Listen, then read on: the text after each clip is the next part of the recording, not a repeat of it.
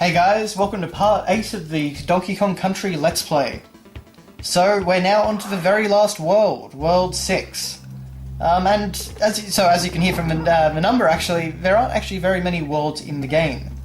But, it's not a long game, but it definitely makes up for it with all its different ideas, and, it's just a lot of fun to play.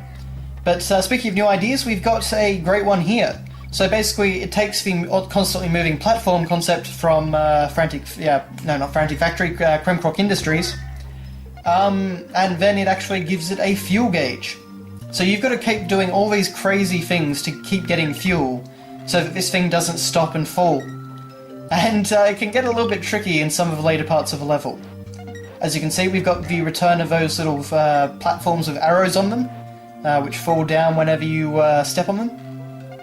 But, so it's a really, it's a bit of a devilish concept. They make you do some pretty crazy things to get oil. But, it's a very fun concept, really. It's definitely changes things up from the last level. But now it's time to abandon ship. For the moment. just so you can get a checkpoint. Then we're on to the next one, and this is where things start to ramp up. So you've got to start using more environmental objects to actually get your hands on the oil. But, and of course they love to throw some more enemies in the way.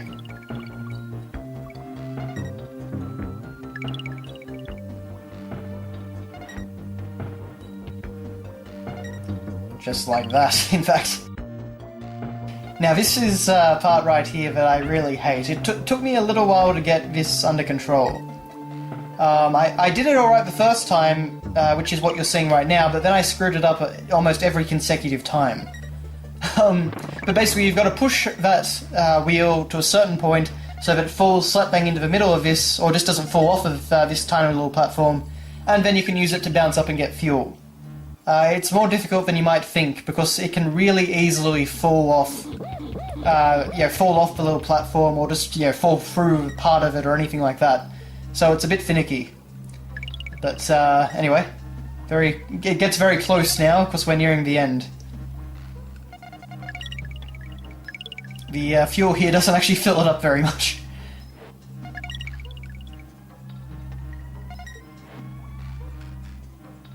And down I go. Poor old Diddy. But for the magic of editing, we're back. And just about at the end of this level right now.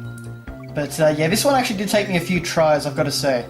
Now, if you want the final Kong letter, you've got to actually take that fuel underneath the platform and keep going over all those wasps. If you want that last Kong letter, go right ahead. Personally, I really couldn't care less. Anyway, now Manic Minces. And do you remember those things, the spinny wheels from earlier? This level is full of them. So I guess actually their official name is Minces. I don't think they're actually in the instruction manual. So I don't think they got a proper name from anywhere else, but we'll call them Minces. Better than spinny things. But this actually does hold the return of Rambi the Rhino. So that's pretty neat if nothing else. Unfortunately, you can't just kind of run through a level with him, otherwise you end up losing him very quickly. And if memory serves, we don't actually get to keep him for very long. Just long enough to get me through the first part of the level. But, he's still just as fun to use, even in more precise platforming.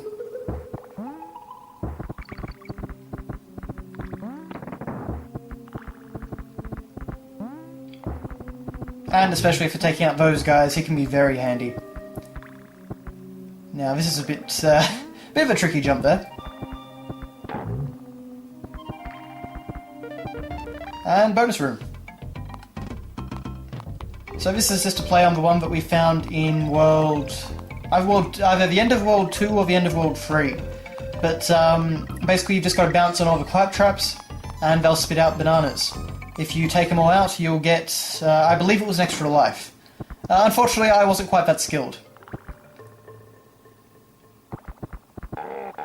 Unfortunately, though, I wasn't moving fast enough, I didn't build up enough momentum ahead of time, so I lost Rambi, and then in the attempt to get him back, I kind of jumped off the edge. So, yeah, so unfortunately Donkey Kong lost the will to live after losing Rambi.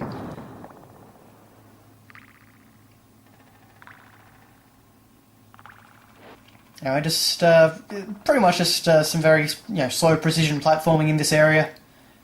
To be honest, I don't really understand why they gave you Rambi in this area. I would have preferred that they give him to you in one of the more, I don't know what you'd say, I guess, open and free levels. One where you've got more room to just kind of run through everything. But, definitely not going to say no to him. And they like to just trip you up there with a different pattern for the minces. But here's not exactly a bonus room, it's just kind of like an extra cave area. I don't really get why this is here, but you can find the G for Kong, so there you go. And of course we'll free Donkey Kong. But the level is just about over. It's funny to say, but I actually kind of prefer the look of this cave more than some of the others.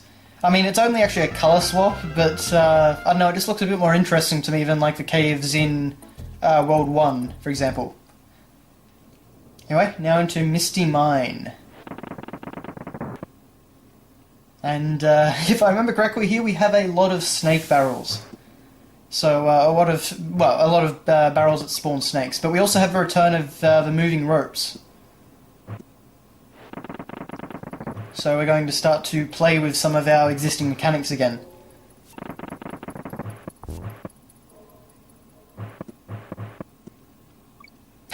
That poor snake, it just got shot off into my bottomless pit, basically. I honestly have no idea why the barrel did that, because, I mean, I was on the completely opposite side, and I wasn't even jumping over it or anything at that point.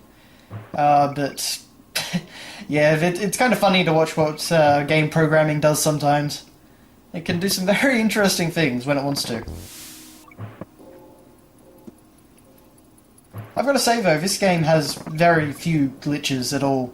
Aside from stupid things like, kamikaze snakes, there's very little that I ever found. I've been playing this for quite a number of years now. Aha, so now we have the claptrap spawning barrel, which is a bit more threatening than the snakes. Admittedly, they both get taken out in the same way, but I think Claptrap has a little bit more reach in terms of his size, because of the jaw.